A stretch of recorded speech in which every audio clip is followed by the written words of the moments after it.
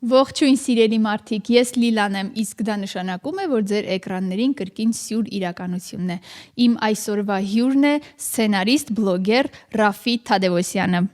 Ողջույն։ Ողջույն, ոնց ես Ռաֆ։ Ես առաջին բարևեցի շտապում էի, էլի։ Շատ լավ, դուք ոնց եք։ Ես էլ եմ լավ։ Ինչ դուք։ Դուք ինձ ու ամուսնուս նկատի ունեք։ Այո, բոլորը, ամբողջ նկարանող անձնակազմ։ Ես բոլորին եմ հարցնում։ Անցնենք դուի, լավ։ Անցանք։ Այսօրվա թեման հումորի սյուր կարևորությունը մեր հայկական սյուր իրականությունում։ Արդյոք հնարավոր է հումորի միջոցով բարձրացնել հարցեր, խնդիրներ ու լուծում տալ, թե միայն կարող ենք խոսել որևէ երևույթի մասին ու անցնել առաջ։ Նախ ողջունում եմ ձեր նախաձեռնությունը, շատ ուրախ եմ, հենց սյուր ամեն ինչ սկսվեց, քանի որ ես տեսա ձեր առաջին էպիզոդը Միքայելի հետ ու շատ լավն էր, շատ ծաղելի էր, հետաքրքիր էր, դրա համար շնորհավորում եմ ու ողջունում եմ։ Իսկ վերադառնալով հարցին ուզում ասեմ, որ մեր իրականության մեջ շատ մեծ կարևոր նշանակություն ունի հումորը, որովհետև ամեն ինչը մեր օրերում, Հայաստանում հատկապես, շատ տխուր է։ Մեզ պետք է ընդհանրապես բացել պատուհանը եւ նայել դուրս, տեսնել ինչքան տխուր բան կա։ Չեմ ասում միայն տխուր է, բայց տխուր բաները շատ են։ Նայել շենքերի պատերին, նկարներ, պատկերներ, այսինքն մեզ ոչինչ պետք չի ջանք երանդներ դնել, որ ինչ-որ տխուր բան տեսնել այստեղ, բայց երբ որ կա հումոր, կա թեթև ինչ-որ մի բան, քո օրը փոխելու միտում ունի, դա մի քիչ հեշտացնում է կյանքը։ Չեմ ասում իրականությունը փոխում է, բայց գոնե օրվա ընթացքում ինչ-որ ժամի, ինչ-որ պահի դու հիշում ես դրանք, վերապրում ես հումորային ինչ-որ բաներ ու օրդ մի քիչ ավելի թեթև անցնում։ Ընդհանրապես նախատեսված չէր, բայց պիտի ասեմ, հումորի փրկող ուժը փրկողակ է մեր օրերում ու այն փաստը, որ դու պատերազմի դաշտում էիր 44 օրյայի ժամանակ, կուզեմ հենց հումորի անկյունից, հա, այդ սյուր իրականությունը ու հումորը ոնց էր մեկտեղվում։ Այդ օրերին ես հիմա դժվարությամբ եմ իրականում այդ օրերի մասին խոսում, հատկապես երբ խոսքը հումորի մասին է, բայց այդ օրերին թող ինձ ներեն բոլորը, բայց մենք մինչև վերջին օրը գիտեինք մենք հաղթում ենք, քանի որ մեր գործողություններով թե զսպվածություն էինք ցույց տալիս թշնամուն, թե հակահարված էինք ցույց տալիս, թե տույժ ուներ թշնամին մեր կողմից, քանի որ հրետանի էինք մենք տիրապետում ու մեր պատասխանը շատ ավելի կոպիտ էր։ Մենք գիտեինք, մենք տեսնում էինք ինչ վնասներ ենք հասցրել թշնամուն ու փաստացի մենք ոչ մի սանտիմետր չէինք զիջել։ Ես Մարտունու շրջանում եմ եղել պատերազմի ժամանակ ու այդ շրջանում իսկապես հումորը մեզ փրկում էր։ Այդ շրջանում հենց կներես ամուսինս ծառայել ու ահավոր էր ուղակի Միքոյի էմոցիաները, երբ տեսավ համացանցում են վիդեոները, որ ուղակի չկարել են զորամասը, որտեղ ինքը ծառայում էր։ Ինչ սյուր իրականության մեջ ընկանք հումորի թեման ու որտեղից ուր հասանք, բայց եկեք միասին Ռաֆի հետ հասկանանք մի բան, որ անգամ ռազմի դաշտում հնարավոր է հումոր։ Իրականում երկուսը շատ փոխկապակցված են մեկը մյուսին, պատահական չի մեր հայրականության մեջ ասում են լացից ծիծաղ Միքայելը, բայց իրականում այդպես է։ Ու այնտեղ էլ շատ դրվագներ են եղել ծիծաղելի, շատ դրվագներ են եղել, որոնք մեզ օգնել են, որովհետև գիտեք ինչ, պատերազմի մասնակից լինելը ուղղակի հերթական ինչ-որ հանձնարարական չի, հանձնարարություն չի, ամեն մեկի կյանքում չի պատահում դա, ամեն մեկը մի հետևանք է ունենում իր կյանքում, հետքա թողնում իր կենսագրականի վրա, հոգեբանության վրա, ֆիզիկական իմաստն էլ չեմ ասում։ Դրա համար պիտի դու ամենտեղ էլ ամենավատ տեղում էլ թեկուզ գտնես մի բան, որը քեզ կսփոփի։ Մենք շատ հումորներ ենք արել այդ ընթացքում, շատ դեպքեր են եղել, բայց դրանք իրականում ցավոտ թեմաների մասով են։ Մեկը այն, որ թե չգիտեինք ինչ կլինի մեր հետ, կարող է եւ 5 րոպե հետո մի վայրկյանոց ցայ լիներ ու ուղղակի չլինեինք։ Նախապես պայմանավորվել էինք ու ասում էինք, որ իմանանք ինչ նկարներ հրապարակենք, էլի վատ դեպքերում շատ սևա գիտեմ, բայց դրվագներ են եղել, որ վիրավորում է օրինակ ինչ որ մեկը ստացել, շատ ծանր է տարել, փորձել ենք հումորով սփոփել, հա, ու դա էլ է իրականում մասնագիտություն, դա էլ է փորձառություն ու շատ դժվար է։ Ինչ լավ բան ասացիր, հումորը եւս մասնագիտություն։ Միանշանակ ոչ թե մասնագիտությունը հումորն է, այլ ճիշտ պահին, ճիշտ տեղում լրջությունը փոխելու կարողությունը։ Եղել է դեպք, որ Մեր ընկերներից մեկը ամենակարևոր ու պատասխանատու պահին կորցրել է այն թուղթը, որտեղ նշված են բոլոր այն կետերը, նշանակետերը, որտեղ պետք է արկեր ուղարկեինք։ Ու ընկածման ենք գալիս, ստանում ենք թշնամու կողմից արկեր մեր վրա, բայց մենք այդ ընթացքում գետնին ման ենք գալիս, ինչ որ մի հատ թուղթ, որ ուղղակի մեր սերժանտը չգիտեր որտեղ է դրել։ Իսկապես շատ ծանր թեմա է, որ շարունակենք սա, ընդհանրապես մեր կոնտեքստի մեջ չի։ Եթե ի սկզբանե նայեցիք թողարկումը, հասկացաք, թե որտեղից ուր եկանք հասանք, իսկ հիմա արագ անցում կատարենք հումորը որպես պրոդուկտ, մթերք վաճառվող, համար 1 վաճառվող մթերք մեր համացանցային իրականությունում, որը այսօր բավականին մեծ ցուցանիշներ է, իր հետ առաջ բերում։ Այն մարդը, ով Մուրադյան Լիլիթի էպիզոդում եւս անդրադարձանք սրան, ու այն մարդն, ով ընտրել է հենց այս կոնտենտը, բավականին լուրջ ու արագ մեծ թվերով արդյունքներ է գրավում։ Այդ մասով ինչ կասես։ Նայեք, մենք սիրում ենք ուրախանալ։ Մենք սիրում ենք զվարճանալ։ Մարդը առհասարակ։ Այո, վերադառնալով այն իրականության մասին մտքերից, որ մենք բավական մռայլ իրականության մեջ ենք ապրում ու մեզ պետքա ծիծաղեցնող մարդ։ Եվ մենք սիրում ենք այդ ամենը անվճար ստանալ։ Հայկական բլոգինգում այդ հումորային վիդեոները անվճար են։ Երբեք ոչ ոք չի վճարում դրա համար։ Մենք մտնում ենք ու ակնկալում ենք, որ մեզ պիտի անվճար։ Իսկ որտեղ է վճարովի։ Կան հատուկ կայքեր, ծառայություններ, որտեղ դու ամսավճար ես տալիս, որպեսզի բաժանորդագրվես նայես, բայց մենք միշտ փնտրում ենք անվճարը։ Մենք միշտ փնտրում ենք Google-ում այդ մեր ուզած սերիալի անվճար տարբերակը։ Մենք հետևում ենք այն բլոգերներին, որոնք անվճար մեզ հումոր են տալիս։ Ու դա ոնց որ լայվ խակ լինի։ Մենք ուզում ենք, որ մենք երբ ուզենք, մեզ երբ որ ժամին հարմար լինի, մտնենք, միացնենք եւ նա մեզ անվճար ծիծաղեցնի։ Դրա համար Հայաստանում ու ոչ միայն Հայաստանում, ամբողջ աշխարհում հումորը աշխատող մեթոդ է։ Հայաստանում ուղղակի հումորի պատկերացումները, տեսակները շատ տարբեր են ու շատ մեծ ընտրության հնարավորություն ունի մարդը։ Մենք ունենք ցենզուրայի մեջ հումոր, մենք ունենք վիրավորական հումոր, մենք ունենք մարդուն ծաղրող հումոր, մենք ունենք ինտելեկտուալ հումոր, ինչը պապսա է, ինչը շատ երևացող է, հեշտ է, դյուրամարս է, դա ավելի մեծ պահանջարկ է ունենում։ Օրինակ art-house ֆիլմերը, իրանք ավելի քիչ լսարանի համար են, ավելի պրոֆեսիոնալ, ավելի մասնագիտական, որ վերլուծես, նայես, ուսումնասիրես, ոնց որ մի անգամ մտնես կինոթատրոն, պոպկորնով ֆիլմը նայես, վերջում պոպկորնի ամանը գցես ու գնաս տուն։ Դրա համար չեն։ Կան մի քանի անգամ նայել, վերլուծել, որովհետև հումորային, այո, որովհետև հումորային վիդեոներ կան, որոնք մեծ ասելիք ունեն եւ մեծ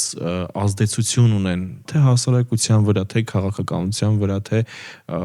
մարդու առհասարակ վերարտադրման վրա, խոսքի վրա, վարվելակերպի վրա, սոցիալական կառուցվածքի վրա, ամեն ինչի վրա կարող անդրադառնա այդ հումորը։ Այսինքն ստացվում է հումորը մի բան է, որ ինչի համար է վաճառվող, ու ինքը ցանկացած բան կարա լինի պապսա, ցանկացած ոլորտում, հա, կա այդ երևույթը, բայց հումորը մի բան է, ինչի պահանջը մարդը միշտ ունի բոլոր տարիքներում։ Միշտ ունի, եթե վերադառնանք թատերարվեստի սկզբնաղբյուրները, կտեսնենք, որ կատակերգական ներկայացումները ավելի մեծ պահանջարկ են ունեցել։ Դա չի նշանակում ու չի խանգարել երբեք դրամայի կամ ողբերգությանը։ Դրանք գործել են տարբեր երևույթներ են այն։ Դրանք գործել են, որպեսզի դու տեսնես ողբերգության ցուցադրումը դերասանների միջոցով, ոնց են վերարտադրում եւ դու վերապրես այդ ամենը։ Եվ դրանից զատ նաեւ եղել է հումորը։ Հումորը շատ է օգնում։ Հումորը նույնիսկ բուժում է մարդուն։ Արի անցնենք սոցիալական պատասխանատվությանը։ Երևի չկա մի էպիզոդ ու չկա մի թեմա, որ չանդրադառնանք այս խնդրին։ Սոցիալական պատասխանատվությունը կարևոր երևույթ է։ Այդ անձնա իր հոգեկերտվածքով ինչպիսին նա, ինչ անել հումորի հետ, որպիսի չանցնենք սահմանները, այդ քո նշած նույն ցենզուրան, լինենք ճիշտ տարածքում, ճիշտ տեղում ու հասկանանք ինչի համար ենք դա առհասարակ անում։ Նկատել եմ մի հատ հետաքրքիր բան, որ մեր դաշտում, օրինակ հենց հայալեզու բլոգինգում հումորային վիդեոների կան շատ իրարամեր շատ տարբերվող բաներ։ Օրինակ, դու մի ցած թերթում ես, հասարակական միջավայրում ես, դու ընկերներից շրջապատում ես, ընտանիքի անդամների մոտ ես, շրջում ես ու կարող է շատ վատ լեքսիկոնով կամ հայհոյախառն արտահայտություններով հումոր լինի։ Ես համարում եւ ընկալում եմ ցանկացած հումոր, մտածում եմ, որ ցանկացած հումոր ունի իր լսարանը։ Եթե գոնե մի հոգի ծիծաղում է այդ հումորի վրա, ուրեմն դա ինչ որ մեկի համար թեկուզ ծիծաղելի է։ Բայց ես միշտ ինքս ինձ հարց եմ տալիս, օրինակ այդ հայհոյանքով վիդեոները հումորային, հա, ինձ միշտ հետաքրքրել է այդ մարդիկ, որ նկարում են մինչև հրապարակելը կամ հրապարակելուց հետո իրենց ընտանիքի անդամները չեն նայում այդ վիդեոները։ Օրինակ միտեղ նստած լինեն, ասեն տղես բլոգեր է, հələ նայի է վիդեոները։ Ու միաստեն չի տեղավորվում ուղեղից մեջ, որովհետև նույն քո վիդեոն, որը դու բաց եւ հրապարակում ես, կարա հղի կին նայի, կարա մեծ կին նայի տարիքով, կարա տատիկ նայի, կարա երեխա նայի, ինչ ավելի վտանգավոր է։ Այսինքն սոցիալական պատասխանատվությունը ուզենք թե չուզենք շատ ցածր մակարդակի վրա է։ Կարա այդտեղ լինի վիրավորական արտահայտություններ, կարան ծաղր լինի, մարդու քաշի, չգիտեմ, սերի, քթի օրինակ կամ մարմնի ինչ որ առանձնահատկության, որը կարա մանկահասակ, դեռահաս պատանի, եթեկուզ երիտասարդ մարդու վրա շատ մեծ հետք թողնի, կոմպլեքսներ առաջացնի։ Քթի հետ կապված ասեցիր, գիտես ինչ հիշեցի, դու էլ ես կարդացել այդ գիրքը, հիշում եմ, որտեղ մի օր ռեպորտաժ էիր հավաքել, թե ինչ, Ազնավուրի մասին։ Հա։ Այդտեղ գիշես Էդիթ Պիաֆը այնքան խոսեց Ազնավուրի քթի մասին, ինքը սկսեց կենտրոնանալ իր քթի վրա ու ի վերջո գնաց քիթը վիրահատեց։ Այսինքն այդտեղ կա ճնշում ու ես եթե մտածում էի, որ միայն մեր տարածքի ու մեր ազգային առանձնահատկությունների մեջ է այս պահը մտնում, փաստորեն ոչ միայն գլոբալ կա խնդիր։ Հա, կա խնդիր, որովհետև մենք սիրում ենք մատնանշել տարբերվող բաները, առանձնահատկությունները։ Հիմա նայեք, ամբողջ աշխարհում մի հատ հետաքրքիր փաստ կա, նկատած կլինեք, դուք էլ վստահ եմ բոլորը ովքեր մեզ նայում են նկատած կլինեն։ Մենք հիմնականում ֆիքսվում ենք ու մնում ենք այն վիդեոների վրա, որտեղ տարբերվող արտաքինով մարդիկ են, տարբերվող կառուցվածք ունեն, կազմվածք ունեն կամ անում են տարբերվող բաներ, արտասովոր, մեզ ոչ ծանոթ, երբեմն տարօրինակ։ Մենք միշտ դրա վրա կենտրոնանում ենք, որովհետև մենք միշտ ուզում ենք ուսումնասիրենք այն, ինչը մենք չենք, ինչը մեզ հարազատ չի, նման չի, տարբերվող է։ Ինչի են բլոգերներին հետևում, որովհետև բլոգերների մեջ տեսնում են մի բան, ինչը մենք ունենք, նայողները, կոմպլեքսներ, օրինակ մարդիկ կուզեին իրենք էլ ազատ արտահայտվելու իրավունք ունենային, տեսախցիկը միացնեին եւ խոսեին իրենց առօրյայի մասին, բայց չեն կարողանում։ Սոցիալական տեսանկյունից կոմպլեքսներ կարող են լինել, որոշակի դժվարություններ կարող են լինել, իսկ վիրավորանքը առհասարակ, վիրավորանքը շատ լուրջ հետևանքներ կարա ունենա մարդու վրա։ Ես անձամբ իմ վրա եմ նկատել, բարեբախտաբար ինձ շատ կոմենտներ չեն գրում վատ միտումով, բայց եղել է դեպք, երբ ինձ որպես մարդու, որը համենայն դեպս Հայաստանի ու հայրենիքի համար ոչինչ չի խնայել, ինձ գրել էին դու թուրք ես։ Ես երկար մտածում էի ինչի հենց ես, ինչի հենց թուրք կամ ինչի հենց այդ վիդեոյի տակ, որը ոչ մի տեսակ քաղաքական չի, ոչ մի տեսակի ազգային ինչ-որ էլեմենտներ ունի, ոչ մի տեսակ պատճառ չունի, որ քեզ վիրավորեն էլ, չհասկացա տենց էլ, բայց ինքը հայ է, պատանի էր, նկարել հիշում եմ ինչ է, հիմա տատիկի հետ շատ ջերմ, չգիտեմ։ Այս էլ է էլի սոցիալական պատասխանատվություն, ցենզուրայի սահմանի հատում։ Մի բան ես էի ուզում հարցնեի, օրինակ վերջերս եմ լսել ու շատ տարբեր ոդքասթերում ասում են բլոգերը պիտի պատրաստ լինի վատ կոմենտներ կարդալուն։ Ուզում քո կարծիքը իմանամ։ Ինչ-որ մլակ էր անցնում տակով օքեյ էդի։ Գնաց, всё։ Առավոտից պատտվում է այդ մլակը։ Ես անդադում սենց անեմ այս նկատում։ Մլակ ոդքասթ։ Գնացինք։ Ինձ թվում է մարդը առհասարակ պատրաստ չի որևէ վատ երևույթի։ Այսինքն պատրաստվել վատին, ես չեմ ընկալում այդ երևույթը մտքով եւ որ քեզ համոզես, որ վատ է ու պիտի դու դրան պատրաստ լինես։ Չէ, դե մեր կյանքում լինում են եւ դրական էմոցիաներ եւ բացասական եւ շատ էպիկ պահեր են լինում մեր կյանքում, հատկապես օրինակ պատերազմի փուլը, երբ որ Բիխոսկով այն որ վատ է, իրոք վատ է, շրջանը որ վատ է, բայց դու ընկնում ես դրա մեջ, հետո աստիճանաբար ես հասկանում ոնց բուժվել, ոնց ինչից հետո շարժվել առաջ, ոնց անել, այսինքն դա ապակինման փուլ է, հա, որոշակի ենթադրում։ Ինչպես կարող ես մարդուն ասել մի բան, որ ինքը արդեն ապակինված, sense կազմ պատրաստ սպասի մի երևույթի,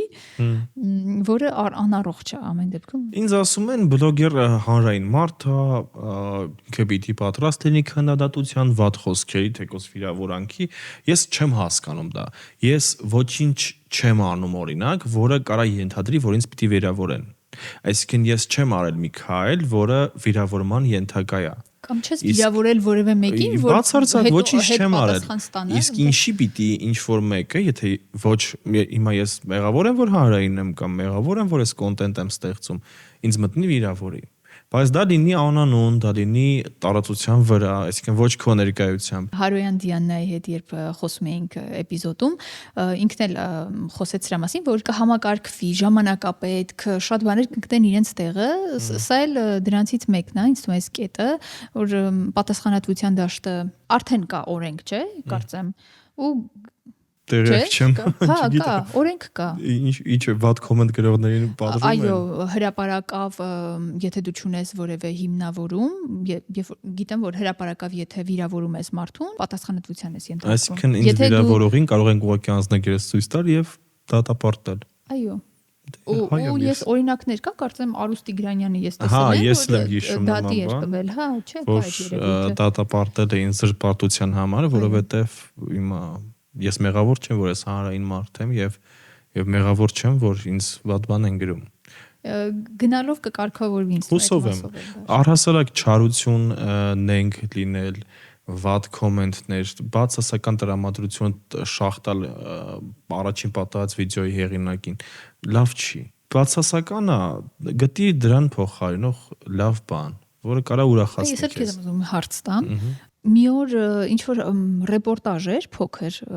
էլի տենց ռիլի տեսքով, հարցնում էին իսկ ինչը քեզ կդրցի գրել մեկնաբանություն։ Հենց վատ մեկնաբանության մասին էր խոսքը, ու ես ինքս ինձ տվեցի այդ հարցը ու չգտա, անկեղծ չգտա։ Ես չունեմ։ Ես նայում այնքան բան կա, որ ինձ դուր չի գալիս, բայց ես չեմ հիշում որևէ դեպք, որ իսկապես ցանկություն ունենամ գրելու վատ վիրավորող, հա։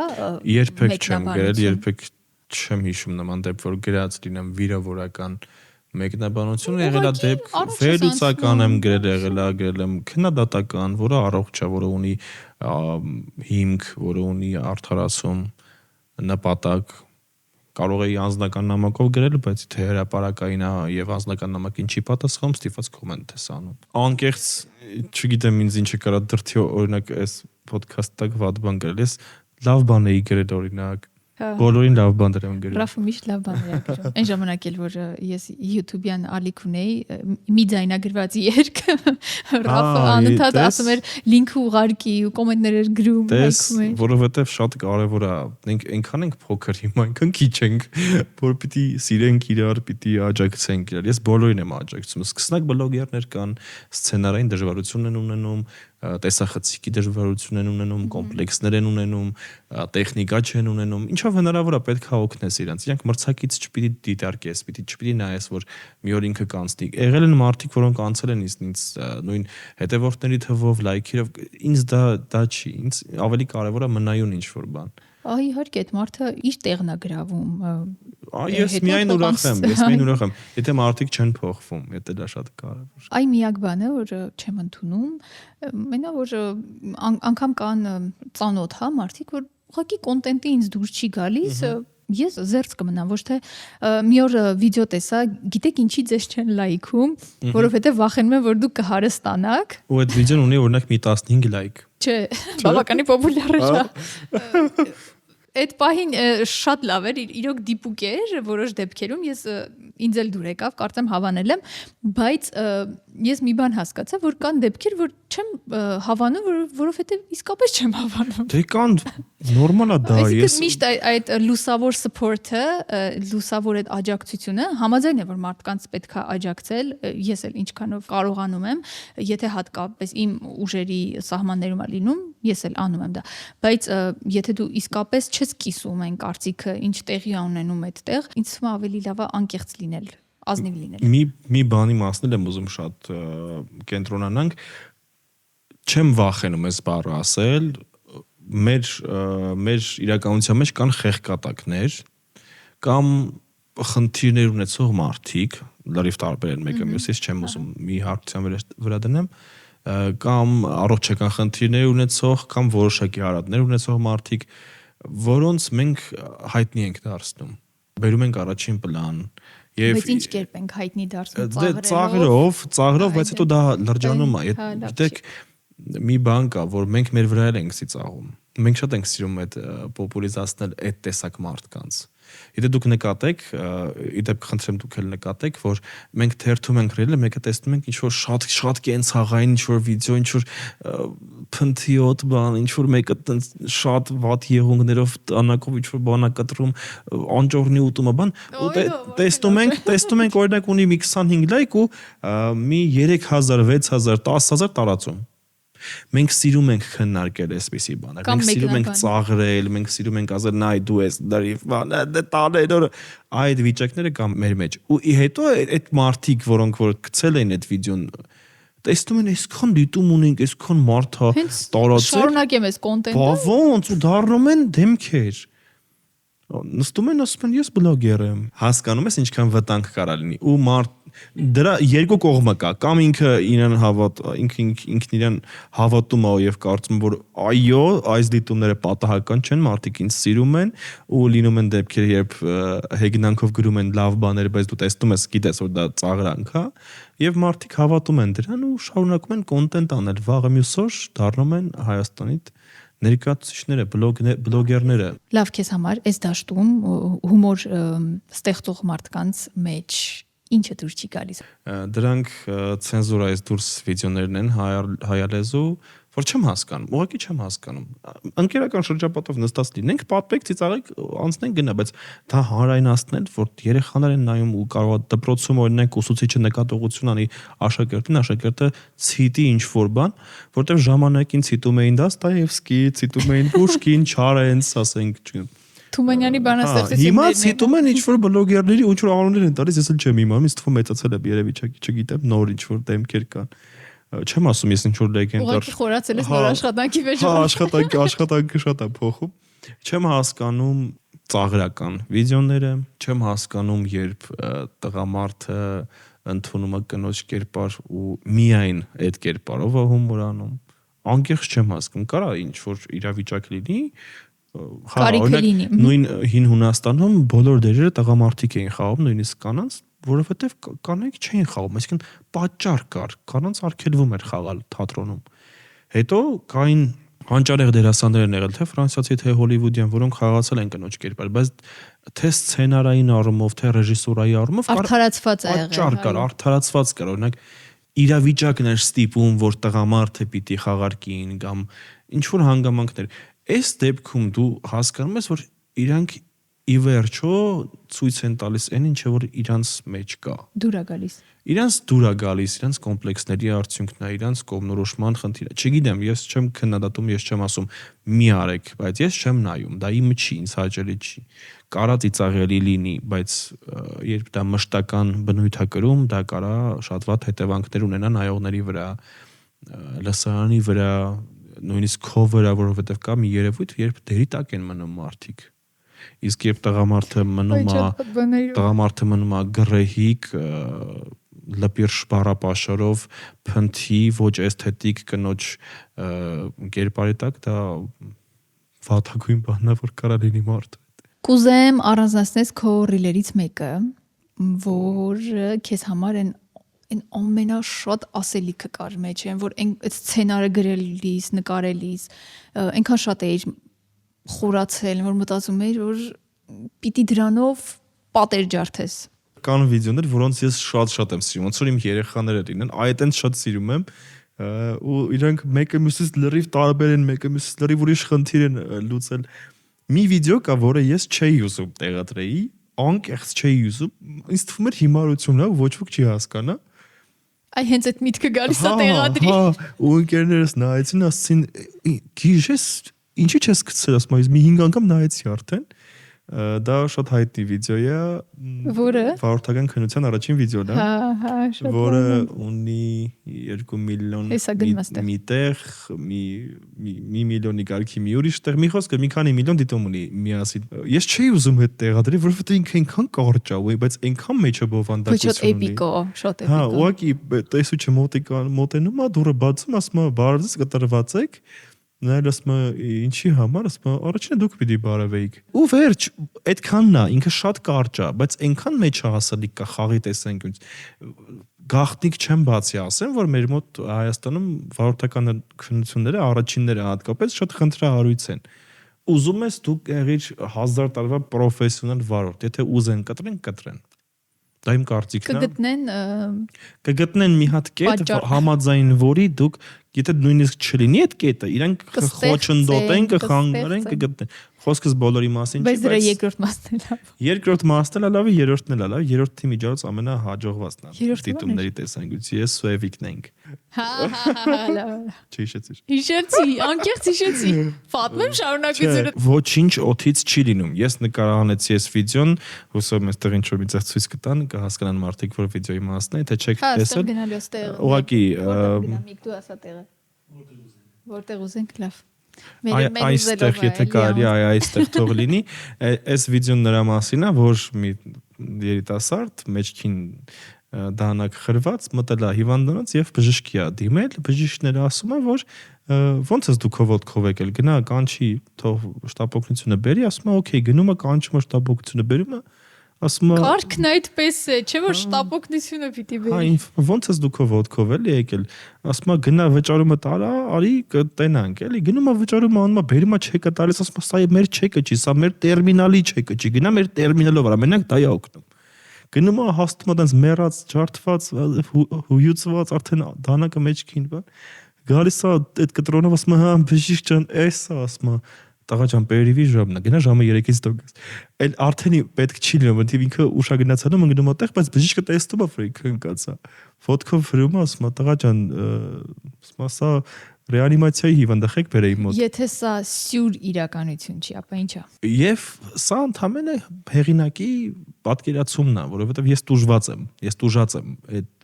բնակավարից ու մեկնաբանություններում շատ մարդիկ գրում են, որ այս հիվանդանոցն է լրիվ կամ նույնությամբ սա է, ու շատ մարդիկ իրենց կոմենտները լայքում են եւ համաձայն են, որովհետև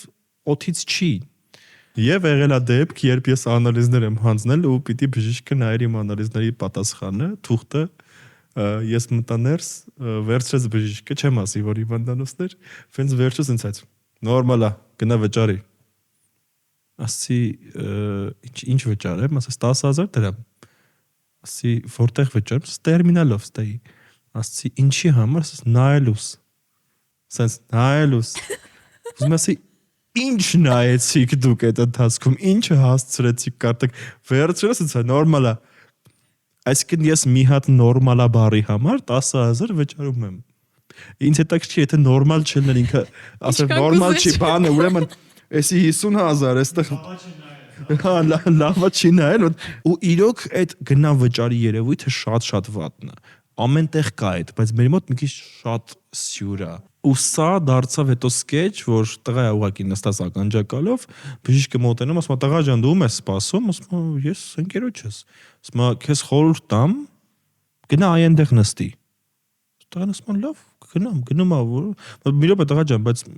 այս թուղթը վերցրա, գնա այնտեղ 10,000 վճարի։ Ասում է, ինչի համար, բժշկի խորհրդատվության։ Խորհուրդ տվես, չէ՞, ասես գնա խորհուրդ եմ տալիս, գնա այնտեղ նստի։ Իրականն է դա։ Ես կարայի բառ առ բառ պատմեի, վիդեոյով նկարեի այն ինչ որ եղել է իմ հետ, բայց այս տեսակ մոտեցումները ավելի են հետաքրքրացնում։ Սա ավելի մոտ է, այս դիալոգներով երկու դերերն ես եմ խաղում, չգիտեմ ինչի, փող չկար ուրիշին տանք։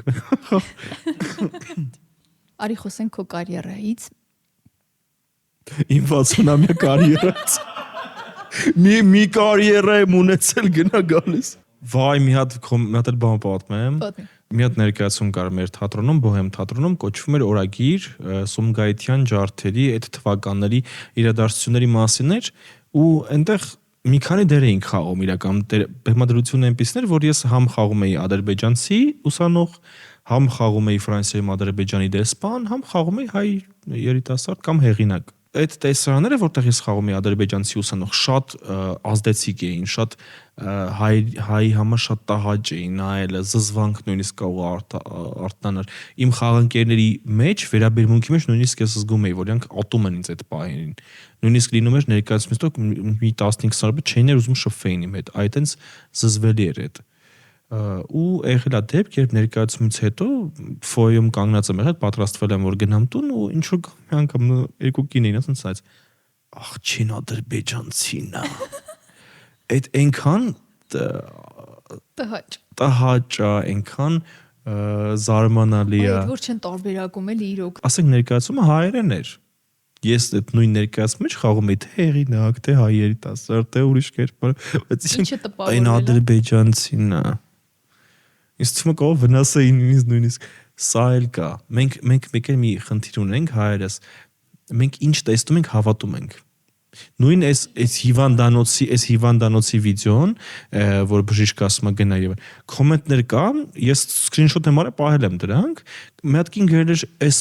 անասուն բժշկի տեղն ասեք, իմանանք չգնանք իր մոտ։ Բայց դերասան է։ Մեկ այս որ նկարել եք չի ջոգել, որ նկարել եք։ Իմ վարորդական քննության վիդեոյի մեջ տագը մեկը գրել էր բան ես սրան հիշեցի իմ քննությունը լա ինքը վերցրել։ Աբսուրդ են, սյուր են, բայց իրականություն են։ Դե Ռաֆ հանրայինում էլ ես աշխատել, թատրոնում էլ ես աշխատել։ Հենց նոր խոսում էիր մի դերի մասին, որտեղ կատակերգական ժանրում չես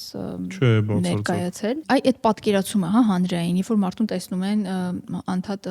կատակերգական ժանրում ու գալիս է մի պահ, որ ուղղակի չեն պատկերացնում դրամատիկ դերերում, այս մասով ոնց էս վերաբերվում այս երևույթին, որ այդ տաբուները հասարակությունը դնում է, դրան հաջորդում այն փուլը, որ կլինի պրոդյուսեր, սցենարիստ, այլևս քեզ չեն առաջարկում ու չեն տեսնում այդ դաշտում։ Շատ դժվար է հիմա առանց օրինակներ բերելու միտքս արտահայտելը, բայց փորձեմ։ Շատ կարևոր է դադարները։ Շատ կարևոր է ամպլուան, դերասանը ինչ ամպլուա ունի։ Եթե դերասանը ունի մի ամպլուա եւ միշտ այդ ֆորմատի մեջ է, միշտ այդ ոճի մեջ է եւ դա հաջողված է, ինչու՞ չէ, թող միշտ նույն կերպարի մեջ լինի։ Մենք ունենք հայ դերասաններ եւ ունենք ֆիլմեր, որ եթե դուք իրար կողք դնեք, հիմա չեմ ուզում ասեմ, որ դերակատարի մասն է խոսքը եւ որ ֆիլմերն են, վերջին ժամանակներին էլի դնենք իրար կողք նույն դերասանը նույն կերպարն է խաղում նույնությամբ, բայց հերոսները ուրիշ են, անունները ուրիշ են, բայց նույն բանն է խաղում։ Այսինքն այդ մարդուց մի անգամ տեսել են, որ ինքը խաղացել է այս կերպարը, այս ամպլուայով հաջողել է, ասում են այդ նույնից ենք ուզում։ Ոնց որ գնաս բարբերի մոտ, ասես, այս նկարը տեսնեք, շատ լավ սաներված քայս եմ ուզում, բայց քո գլխի ֆորման ուրիշ է, քո գլուխը առանձնահատկությունի, քո մազերը առանձնահատկություն են, նոսր են, չգիտեմ, խիտ են, ճիշտ չի դա։ Այդ բոլորին հագցնել նույն կոստյումը, ինչա թե վաճառվում է, այս ուղղակի դաշտի խնդիրն է ինձ թվում, պրոդյուսինգի եւ այլն ստեղծել։ Մեր Մկրտչյանը ունի թե դրամատիկական կերպարներ, թե կատակերգական կերպարներ, բայց այդ դադարները այնքան պրոֆեսիոնալ են եղել, որ դու մեր Մկրտչյանին ես նայել, որը կերտում է կերպար, ոչ թե դու նայել ես կերպարին։ Կերպարը չի եղել հետաքրքիր, մեր Մկրտչյանի մատուցումն է քեզ հետաքրքիր եղել։ Ռոմեո Ջուլիետ ամբողջ աշխարհում ինչև այսօր խաղում են։ Ռոմեո Ջուլիետի մասին բոլորը անգիր գիտեն։ Դու նոր բան չես հորինելու, չես պատմելու Ռոմեո Ջուլիետ։ Բայց պատրաստ են ամեն անգամ գնել տոմս ու գնալ որ նայեն այդ դերակատարը ոնց է մարմնավորում այդ կերպարը, դերասանը ոնց է մատուցում, որովհետև չես կարող նոր տեքստեր գրես Ռոմեո Ջուլիետի մասին, նոր սյուժե մտածես, դա արդեն գրված է, բայց մինչև այսօր կա դա։ Միայն այն, որ 21-րդ դարում ոնց են խաղում Ռոմեո Ջուլիետ։ Դու նայում ես ինչ մատուցմամբ են քեզ պատմում, քեզ հարազատ պատմությունը։ Դա է հետաքրքիր մատուցման ձևը։ Թե չէ Հայաստանում ես դեմ չեմ, եթե հաջողել է մի կերպար, մի ամպլուա, թող շարունակական լինի։ Ուղղակի այստեղ արդեն պրոդյուսինգի, մենեջմենթի խնդիր կա, մարդիկ ֆիլմ են մտածում, հիմնվելով իրանց տեսած ֆիլմերի դերակատարների կերտած կերպարների վրա, ասում են այս ֆիլմի այս մեկից եմ ուզում լինի իմ ֆիլմում, լավներ են դա, բայց դու քոնը պիտի ստեղծես, դու պիտի նոր ասելիք ունենաս։ Եվ հետո Հայաստանում դերասանները գիտեն, որ դա չի գնահատվում, երբեք քեզ լուրջ ինչ որ հարթակներից չեն ասելու, այ գիտես շատ լավ դերասանական տաղանդ էր, դա հանճարեղ դերասանական աշխատանք էր։ Դա է, նաև հետո ինչ որ արտավազդ մրցանակով աշխատություն կա առանց հեգնանքի, ինձ համար դա ուղղակի հավաքույթ է, հավաքվում են, ուրախանում են, ծափահարում են իրար, նվերները փոխանցում են իրար, գնում են տուն։ Ոչինչ դրանից հետո չի կատարվում, այսինքն ոչ մի բեկումնային բան չի կատարվում, ոլորտը չի զարգանում։ Մենք բոլորս Օսկարը, որ ձգտում են բոլորը այդ Օսկարին, հետևում այնքան բան կա, դրանից հետո այնքան նոր առաջարկներ կան։ Ու ինձ Վաչեի պատմությունը շատ ոգևորեց, մոտիվացրեց, որը Օսկարի հավակնորդ ֆիլմում էր խաղում։ Ու այդ մասով էլ, ասենք փոխանակ մարդիկ ուրախանան հաջողությամբ։ Ես վատ կոմենտներ եմ կարդացել, Վաչեն չի ստացել, ժողովուրդ հանգստացեք, Վաչեն չէր կինոներ, բան կարևոր չի։ Ես երազել եմ միշտ, որ մի օր Օսկարը նայելուց հայի անուն լսվի։ Ես ֆիլմեր էի նայում հոլիվուդյան, վերջում սպասում էի այդ տիտրերին, որ Յան ազգանուն տեսնեի։ Չգիտեմ դու կարող եք նման բան թե չէ, ես միշտ Յան եմ մանեկել այդ հոլիվուդյան ֆիլմերի տակ։ Ես էլ եմ միշտ կինոթատրոնում Վաչե Թովմասյան եւ այլն, մեզ պետքա դա, մեզ պիտի մոտիվացնի։ Մարդիկ գրում են վիտամին ակումբից հասավ բան, ոչ, վիտամին ակումբից չհասավ, մի հեգնեք, մի ծաղրեք։ Մարդը հսկայական ճանապարհ անցավ դրան հասնելու համար։ Դե հեշտ չի այդ տեղում հայտնվել, հասնել, եկեք իրոք չհեգնենք, շնորհավորենք, անցնենք առաջ։ Այո, ու մոտիվացնենք, ուրախացնենք մեր փորձով, մեր իմացածով, մեր գիտելիքով,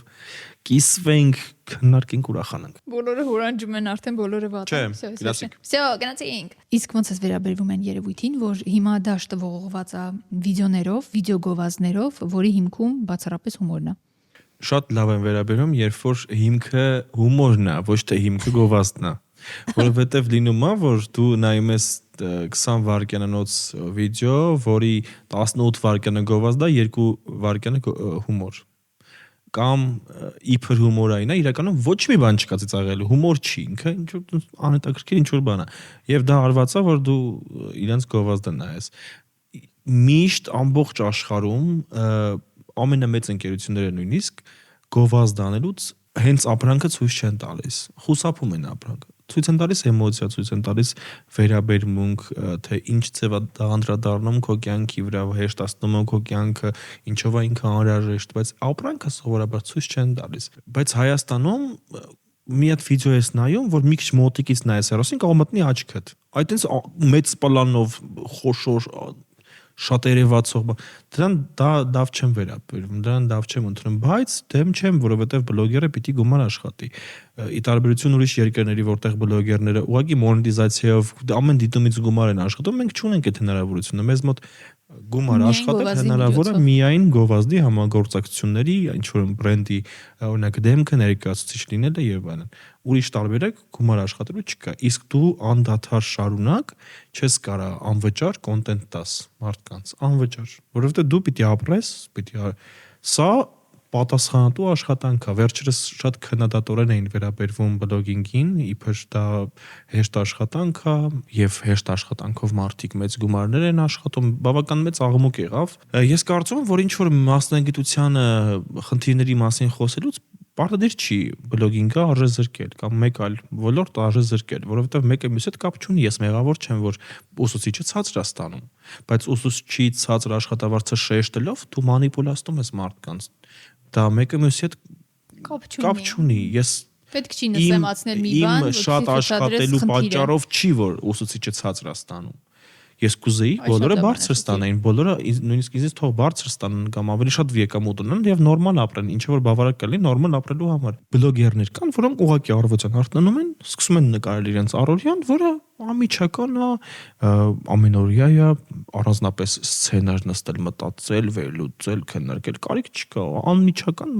նույնիսկ առանց շպարի սկսում են շպարվել եւ դա նկարել։ Դա շատ հեշտ է, գուցե հեշտ է։ Ուղղակի նկարում են, իսկ եւ դու ստեղծագործաբար ես մոտենում այդ գործին, այսինքն նստում մտածում ես սյուժե, հումոր, ինչ որ կերպար ես ստեղծում, այո, աշխատում ես կոնկրետ կերպարներ պրոդուկտիդ վրա, դա մասնագիտություն է եւ դու չես կարա բլոգինգով զբաղվես կես ֆոտքով, sense ուղղակի իմիջայլոց, դա ոչ մի բանի չի բերում։ Դու դա անդադար անդադար գեներացվող մտքերն են, որ դու 24/7 մտածում ես, էլ ինչ անեմ, որ հետաքրքիր լինեմ, որ ակտուալ լինեմ, որ դիտումներ ունենա, որ մարդկանց դուր գա։ Դա մասնագիտություն է։ Ուղղակի պետք չի նսեմացնել դրան։ Եվ մեղավոր չենք, որ պահանջարկ կա։ Եթե մի բլոգերի դիմում է մի ընկերություն, վճարում է օրինակ 500,000 դրամ եւ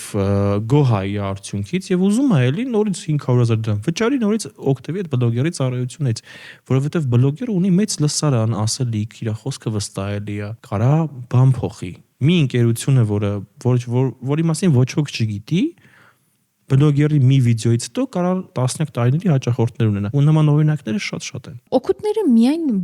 դեպի բլոգերը չի, հա, կենտրոնացել են բոլորը դրա վրա, բայց չէ որ բլոգերը մատուցում է ծառայություն,